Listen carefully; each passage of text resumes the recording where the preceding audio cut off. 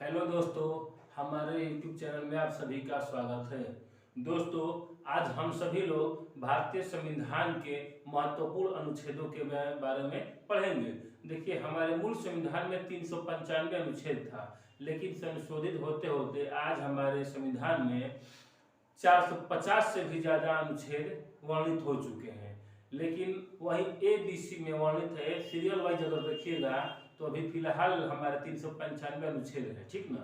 देखिए, हम लोग उसके महत्वपूर्ण अनुच्छेदों के बारे में पढ़ रहे हैं। देखिए, अनुच्छेद वन में कहा है कि भारत राज्यों का संघ है।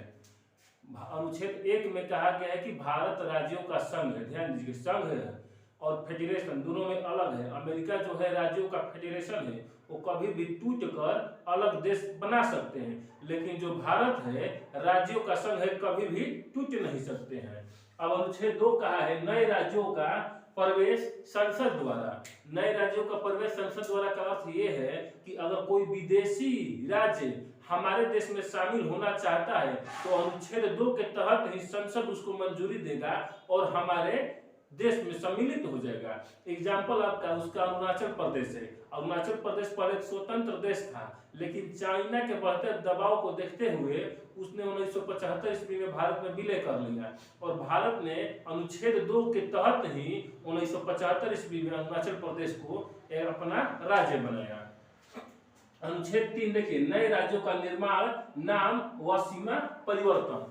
देखिए, जब बहुत बड़ा जाति समुदाय किसी अलग राज्य के नाम मांग करे तो संसद को यह अधिकार प्राप्त है कि वह नए राज्यों का नए राज्यों का निर्माण कर सकता है, नए राज्यों का सीमा में परिवर्तन कर सकता है, किसी भी राज्यों का सीमा में परिवर्तन कर सकता है, किसी भी राज्य के नाम में परिवर्तन कर सकता है, उसके राजधानी भी बदल सकता है। जैसे फिलहाल मान लेते हैं बिहार की राजधानी आरा है, पटना है, तो उसको चाह सके तो आरा भी कर सकता है। ये संसद को अधिकार है। अब अनुच्छेद 5 से 11 देखते हैं, ये नागरिकता के बारे में दिया गया है। अनुच्छेद 5 से 11 में नागरिकता का उल्लेख किया गया है कि किस प्रकार हम लोग भारत देश के नागरिक होंगे। इसमें 5 प्रकार का वर्णन किया गया। जैसे नागरिक हम लोग हो सकते हैं वहाँ के वंशज द्वारा, मैंने यहाँ के हम लोग पैदाइशी है तो हम लोग यहाँ के नागरिक हैं, ठीक ना, या देशीकरण द्वारा, या फिर पंजीकरण द्वारा, या भारत द्वारा किसी अर्जित किए गए भूभाग के द्वारा, ठीक ना। अब अगला देखते हैं अनुच्छेद 12 से 35, इसमें मौलिक अधिकार का वर्णन किया गया है। हमारे पास कौ मौलिक अधिकार है? 6 मौलिक अधिकार है, पहले 7 गो था। तो हम अनुच्छेद 12 से 35 जो मौलिक अधिकार दिया गया है, इसके लिए हम एक अलग वीडियो बनाकर डाल दिए हैं, ठीक ना। वो 22 मिनट का वीडियो है। अगर आप मौलिक अधिकार पूर्ण रूप से समझना चाहते हैं तो हमारे वीडियो को देख लीजिएगा। अब देखते हैं अनुच्छेद 36 से 51, राज्य के नीति निर्देशक तत्व। राज्य के नीति निर्देशक तत्व जो है ये आयरलैंड से लिए गए हैं। अगर आप लोग चाहते हैं कि राज्य के नीति निर्देशक के रूप में डिटेल्स पढ़ें तो आप हमारे कमेंट बॉक्स में बताइएगा, हम इसके लिए अलग वीडियो बना देंगे, सेपरेट वीडियो बना देंगे, ठीक है। इसको भी स्किप करते हैं। अब अगला देखते हैं अनुच्छेद 51 का।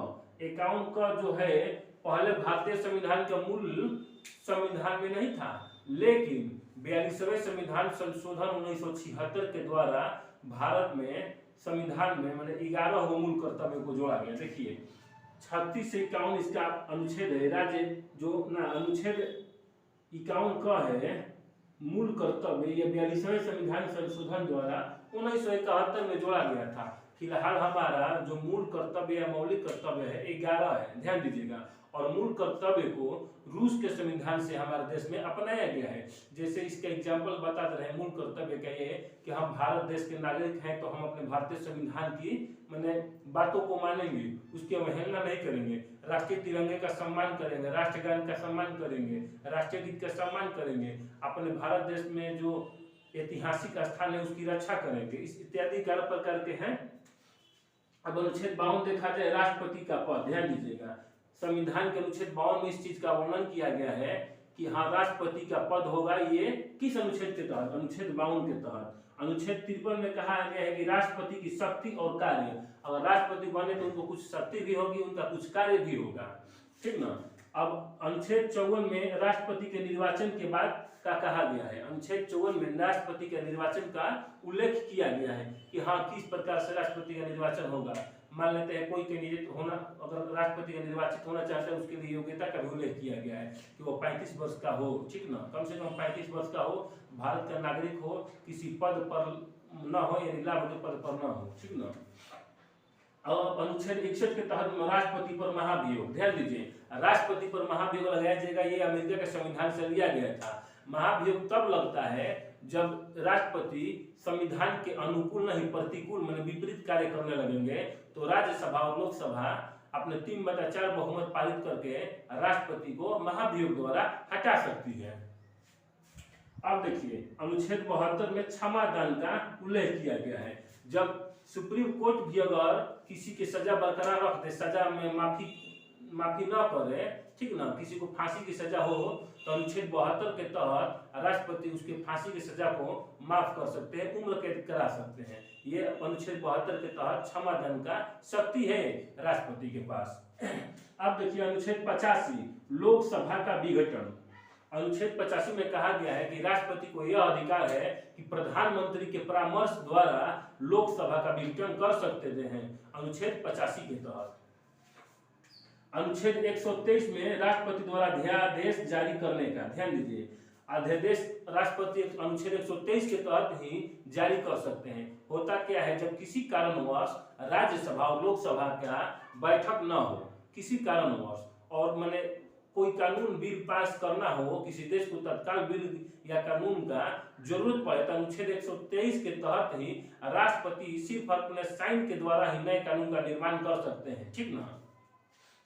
अब देखिए अनुच्छेद 143 सुप्रीम कोर्ट से कानूनी सलाह लेने की शक्ति। अनुच्छेद 143 में ये कहा गया है कि राष्ट्रपति सुप्रीम कोर्ट के मुख्य न्यायाधीश से किसी भी प्रकार के कानूनी सलाह ले सकते हैं, और उसके लिए बाध्य है सुप्रीम कोर्ट के मुख्य जस्टिस राष्ट्रपति को कानूनी सलाह देने के लिए। लेकिन ये भी कहा गया है कि राष्ट्रपति सिर्फ सलाह ले सकते हैं सुप्रीम कोर्ट के मुख्य न्यायाधीश से, लेकिन वो सलाह मानने के लिए बाध्य नहीं होंगे।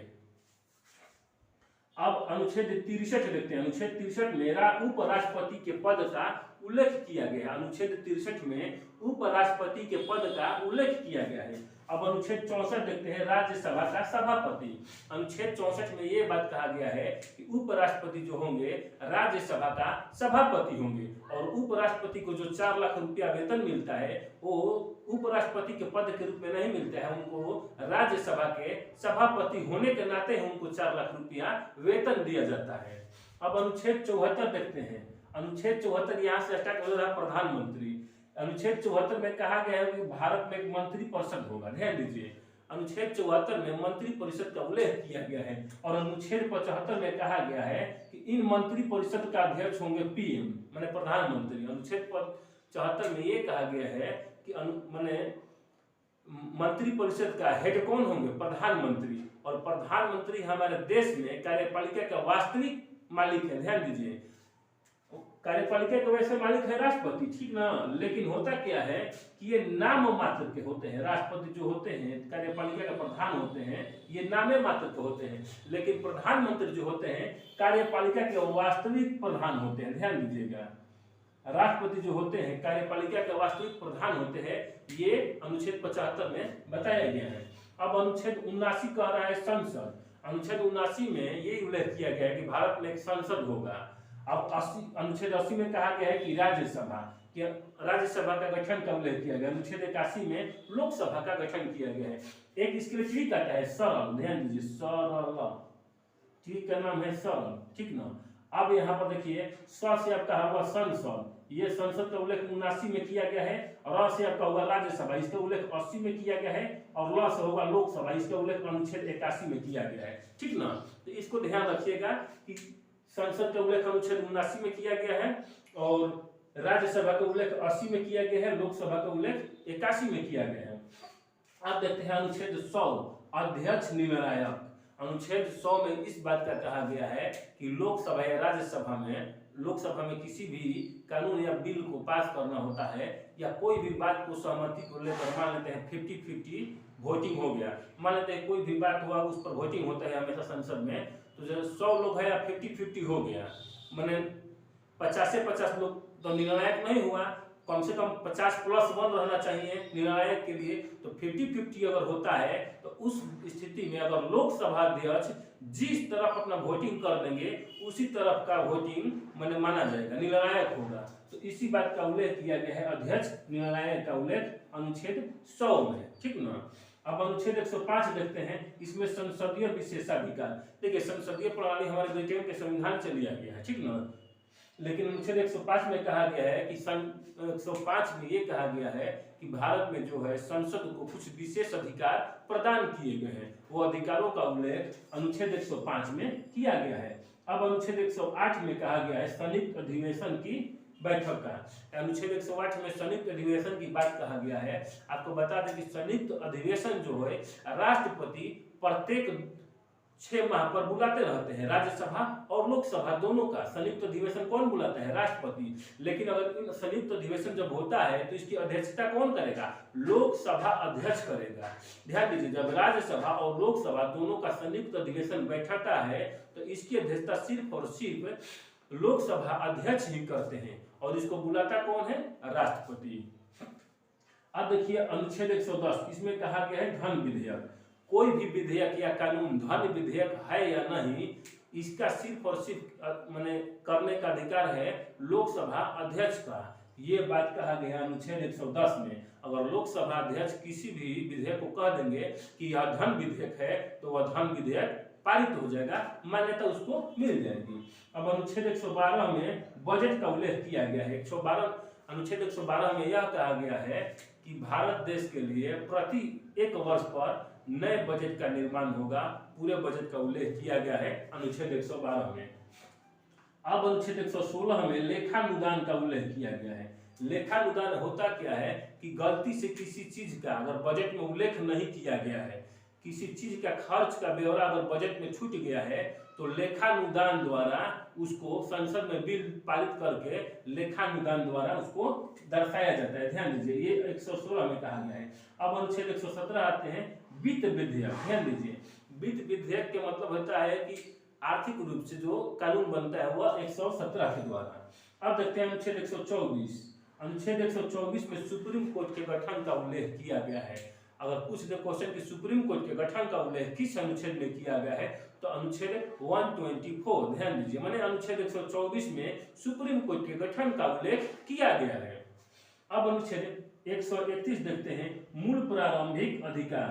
अनुच्छेद 131 में कहा गया है कि सुप्रीम कोर्ट के पास कुछ मूल प्रारंभिक अधिकार होंगे। उन सभी अधिकारों का वर्णन किया गया अनुच्छेद 131 में। अनुच्छेद 137 में न्यायिक पुनरावलोकन का उल्लेख किया गया। ये क्वेश्चन हमेशा बहुत महत्वपूर्ण है। अनुच्छेद 137, ध्यान दीजिए, इसको याद रखिएगा। अनुच्छेद 137 न्यायिक पुनरावलोकन होता क्या है? जब किसी भी कार्यपालिका द्वारा या संसद द्वारा कोई भी कानून गलत बना दिया जाता है या जनता उसका विरोध करती है तो सुप्रीम कोर्ट इस चीज का जांच करती है। उसके पास अगर अपील जाता है तो 137 अनुच्छेद के तहत सुप्रीम कोर्ट ये जांच करती है कि हाँ ये जो कानून बना है या बिल पारित हुआ है ये संविधान के अनुरूप है कि नहीं। अगर संविधान के अनुरूप होगा तो ठीक है, नहीं तो अगर संविधान के अनुरूप नहीं है तो 137 के तहत सुप्रीम कोर्ट के पास पावर है कि वह कानून को रद्द कर सकती है। अब देखते हैं अनुच्छेद 143 राष्ट्रपति को सलाह। देखिए यहाँ पर बताया था ना, अनुच्छेद 143 यहाँ भी पढ़ा था कि सुप्रीम कोर्ट से कानूनी सलाह लेने की शक्ति है राष्ट्रपति को, और 143 के तहत ये बाध्य है सुप्रीम कोर्ट राष्ट्रपति को सलाह देने के लिए। ध्यान दीजिए, जब 143 के तहत राष्ट्रपति सुप्रीम कोर्ट से सलाह लेते हैं तो राष्ट्रपति नहीं जाते हैं सुप्रीम कोर्ट के पास, सुप्रीम कोर्ट के चीफ जस्टिस खुदे आते हैं राष्ट्रपति आवास में और कानूनी सलाह देते हैं। अब देखते हैं अनुच्छेद 176। अनुच्छेद 176 में महान्यायवादी का उल्लेख किया गया है।